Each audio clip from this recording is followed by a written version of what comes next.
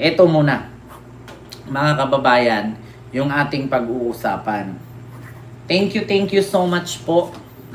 May nakarating po sa akin sulat, pinadala po ito, no? So, maraming salamat sa supina na padala mo.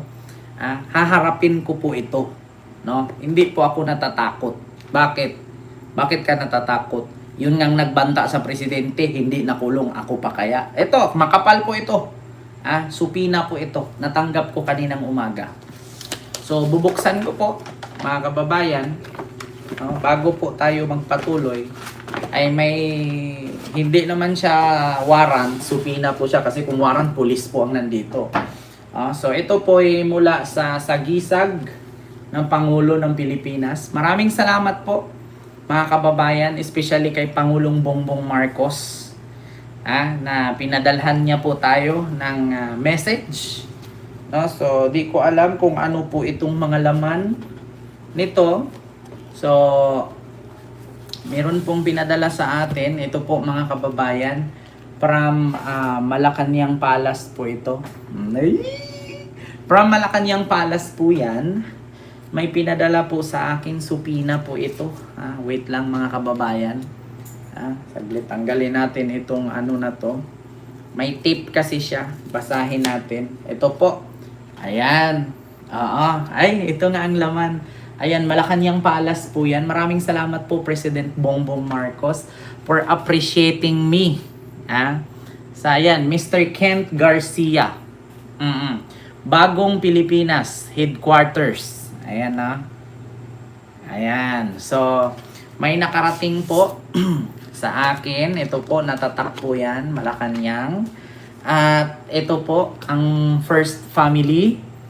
Ayan. So, na-receive ko po, PBBM. Maraming salamat. At ito po, Mr. Kent Garcia. Ayan. Naka-message po yan from Malacanang. Greetings po ito for Happy Holidays, President and Mrs. Ferdinand R. Marcos Jr. and family, December 2025. Kanina lang po ito dumating.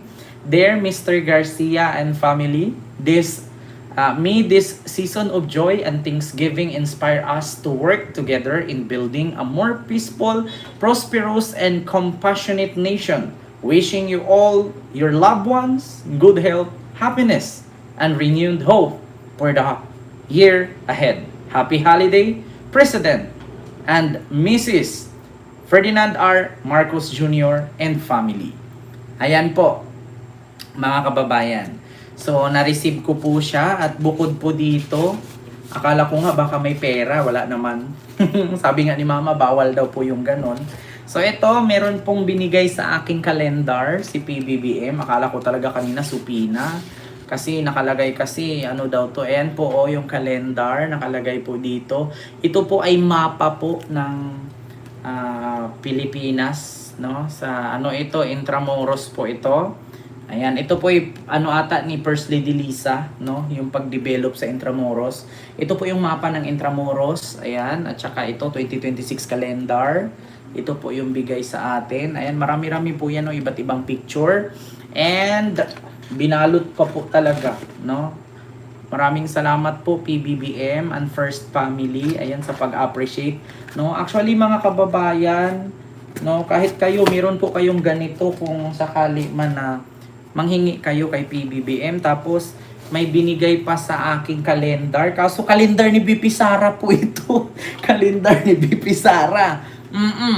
Ayan, ay yun, nahulog. Ito, nakapangalan, Mr. Kent Garcia.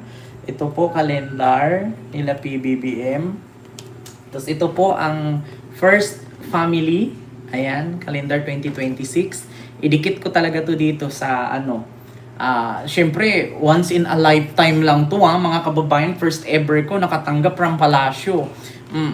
So, first time ito. So, itatago natin to bilang memorabilia.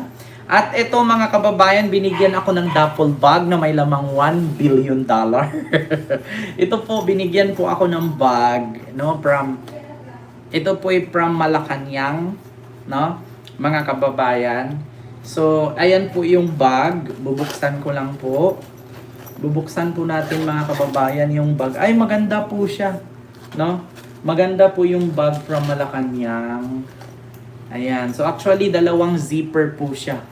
Ayan. So, mga kababayan, alam nyo naman po. No? So, nagulat nga ako mga kababayan kung bakit alam nila yung address ko. Oo, nagtaka talaga ako. Sabi ko, wala, bakit alam? Kaya sa totoo lang kayong mga DDS, yung mga naninira kay BBM, huwag kayong maging kasi alam talaga yung intelligence ni PBBM, grabe ka high-tech. Pero mo nalalaman yung address ko, ako lang naman nakakaalam. Ha? Oo, ayan po mga kababayan, sa gisag ng Pangulo ng Pilipinas, ito po ang nakarating sa akin, no?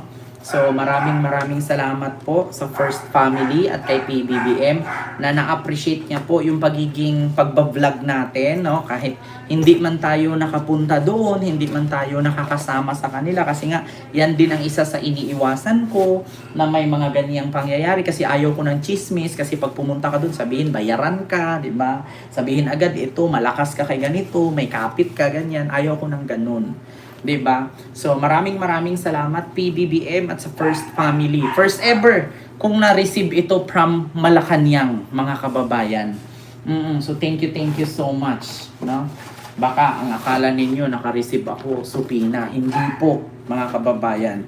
Ito po ay from Malacanang. So maraming salamat mga kababayan at hindi lang po ito para sa akin, para sa ating lahat na din po ito kasi alam nyo sa totoo lang mga kababayan, hindi naman ako magkakaroon ng YouTube channel kung wala kayo.